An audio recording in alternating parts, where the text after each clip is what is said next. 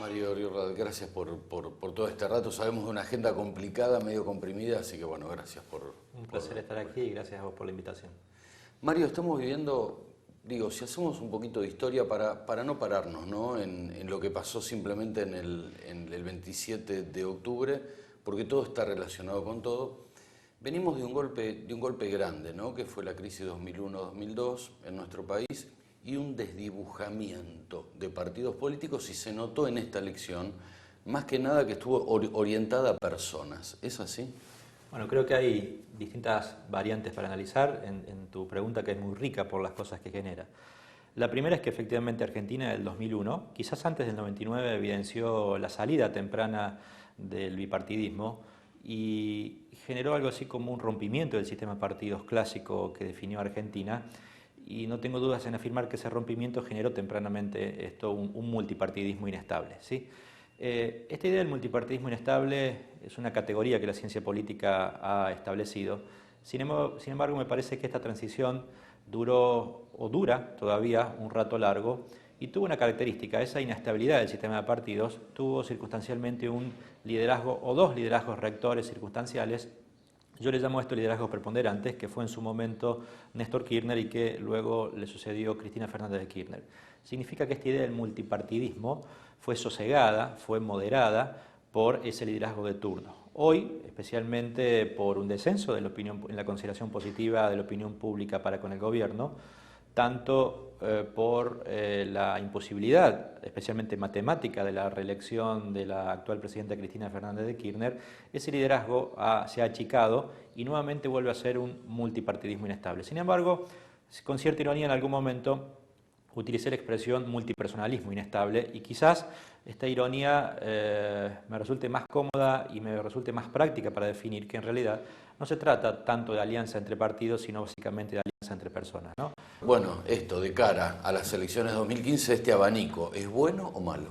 Bueno, en general los sistemas de partidos, que también suelen reacomodarse en función de los estímulos de los sistemas electorales, no son ni buenos ni malos, son, y creo que el contexto y en general quien sabe o puede aprovechar, especialmente cuando hay reglas de juego claras, el sistema electoral dirá o juzgará qué tan bueno o qué tan malo.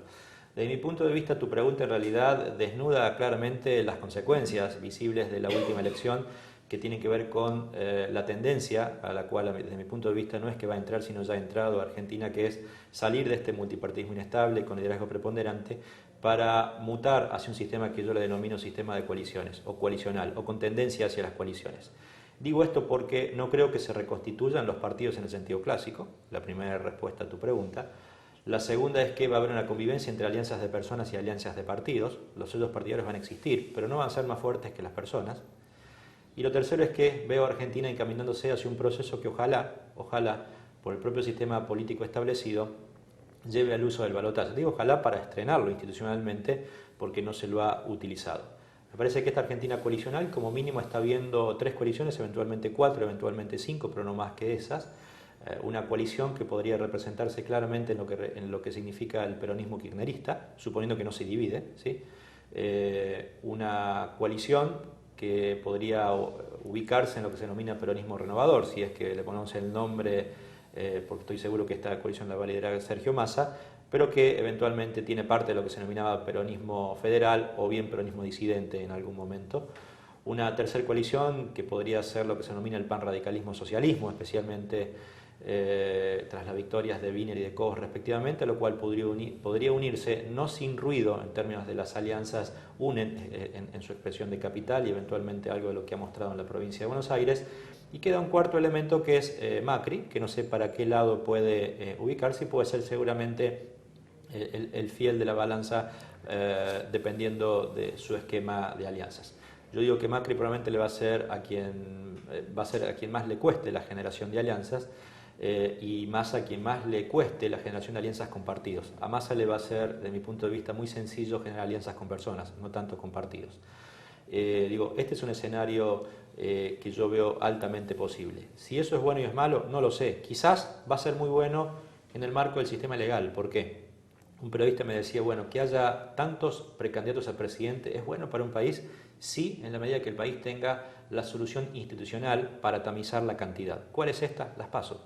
Creo que en el año 2015, a este ritmo, Argentina va a ver una experiencia presidencialista en las PASO que va a ser impactante desde el punto de vista del debate, y me parece que eso va a ser muy bueno. Tanto que algunos han criticado la idea de que las PASO no han sido usadas en lo que significa su verdadera esencia, copiada especialmente del modelo uruguayo.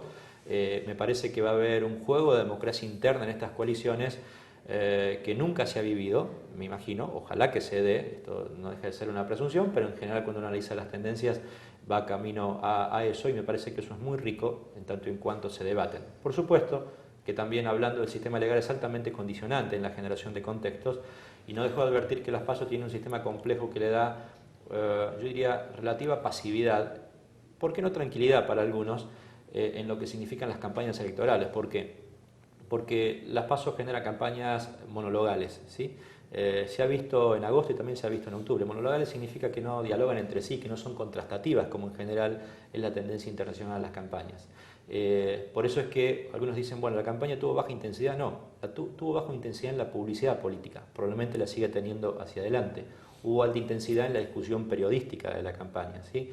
Me parece que independientemente a costa de que las campañas sean más negativas que positivas, eso no es malo para el sistema político, en tanto y en cuanto las campañas desnudan problemas que muchas veces algunos quieren tapar u ocultar. Por eso me parece que no es necesariamente malo para el país, cuando si efectivamente se genera el debate, incluso diría que es más bueno o más positivo que negativo.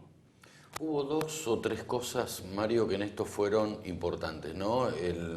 La izquierda, que primera vez que entra, diríamos, en la legislatura bonaerense un diputado provincial, valga esta redundancia, en la legislatura porteña, bueno, y los tres diputados, o sea, la representatividad de la izquierda, y además de la coalición cívico, ¿no?, y social con Margarita Stolbizer. Sin querer hablar de personas, ¿no?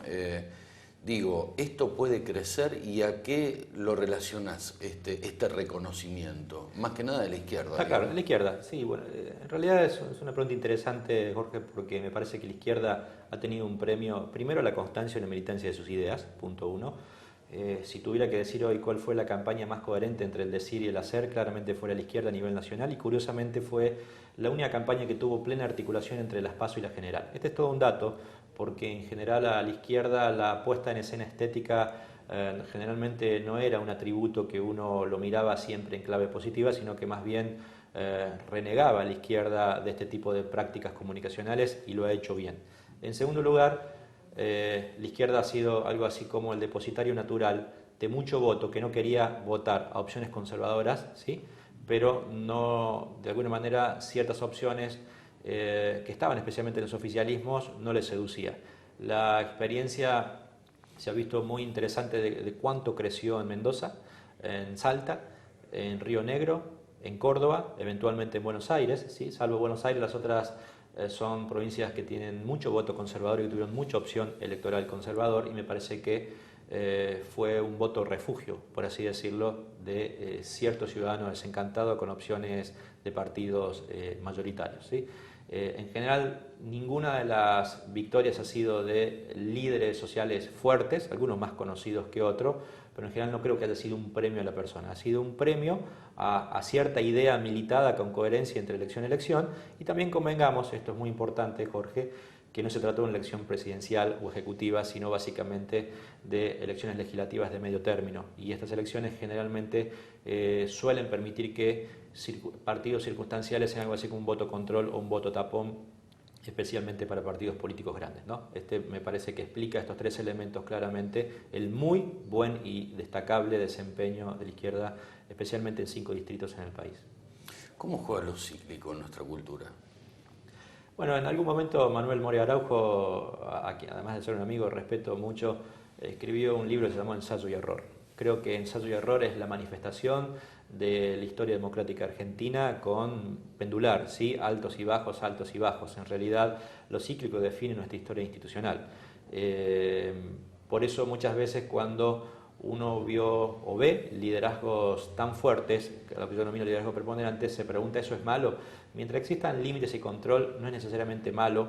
Yo diría que ciertos liderazgos fuertes, estos liderazgos ofertistas que desafían constantemente el límite institucional, son importantes porque básicamente la historia argentina está lleno de subas y bajas, ¿sí? Pero bueno, es la dinámica de los sistemas de partidos y no es tan solo un fenómeno de la última década, ¿no? Digo, desde siempre, incluso con las lamentables interrupciones militares, la Argentina ha sido básicamente una cultura de ensayo y error, y donde no hubo lo que se denomina sedimentación del aprendizaje, siempre se vuelve a cero, ¿no? Es lamentable, pero bueno, define gran parte de nuestra historia. Los argentinos no nos metemos en nada y después nos asombramos de todo, me dijeron en una oportunidad que tomé como propio. Digo, ¿notás, Mario, más compromiso cívico? No, en absoluto. En absoluto. A ver, creo que la respuesta, de mi punto de vista, por lo menos merece dos análisis diferentes. El primero respecto a la participación, que tiene que ver con un compromiso cívico. En absoluto veo eso. Argentina forma parte, al igual que la mayor cantidad de países de América Latina, de los países en donde la participación no es descollante. En general hay un 11, 12, 13% de participaciones pro en causas que tienen que ver con un partido político, una cooperadora, un club, una ONG. Hay cierta porción que depende de la participación motivada por el Estado, que es circunstancial, y hay una tercera participación que es reactiva. Cuando se da un fenómeno especialmente malo, dura muy poquito y se activa mucho y a toda escala o transversal, como por ejemplo son las manifestaciones en la calle, como fue en el 2001 los cacerolazos, como fueron el 8N, etcétera, etcétera. ¿Sí? Entonces, no creo en absoluto en que haya mucho compromiso. Y la segunda lectura de esto tiene que ver con el debate que ha generado especialmente el kirchnerismo, porque yo diría, incluido a la sociedad en lo que en la ciencia política denominamos la hiperideologización. Son debates de alto nivel ideológico en donde la plática social, donde el diálogo social, aún con fuerte nivel de confrontación, se da incluso hasta en los senos familiares, como un ejemplo, ¿no? Esto, en la medida en que se discuta política y rumbos de país, no es malo, en absoluto. Y tener tanta ideología, digo, ¿no? Hoy por hoy. No pivotear en extremos, digo, ¿es bueno o es malo? Bueno, en general... Porque no se pierde, Mario, racionalidad. Sí, por supuesto, pero bueno, justo mi último libro se llama Hey, las ideologías existen, que es análisis comparado de 38 campañas presidenciales en América Latina, y lo que he podido demostrar es que la ideología está muy presente en toda América Latina, muy presente, independientemente de ciertos latiguillos de decir que ya no se vota ideología, sino se vota a personas, o como decía un viejo libro norteamericano, se vende un jabón como se vende un presidente. Por suerte el libro asume que eso no es así, más allá de que haya ambientes mucho más ideologizados que otros. No obstante, el nombre de ambientes hiperideologizados no es un fenómeno que haya surgido en nuestra región, sino es un fenómeno norteamericano que especialmente se utilizó en la época de la guerra de Vietnam.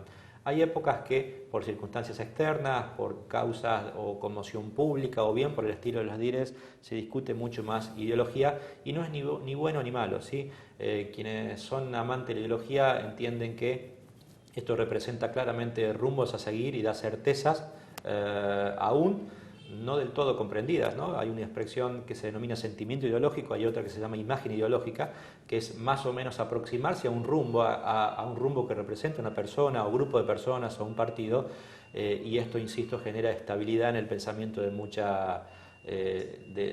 buena parte de la sociedad. Hay otra, en cambio, que entienden que la ideología es un elemento dogmático, es un elemento quizás de persuasión extrema y están en contra, pero bueno, depende del nivel de ubicación de cada ciudadano para juzgar qué es bueno y es malo.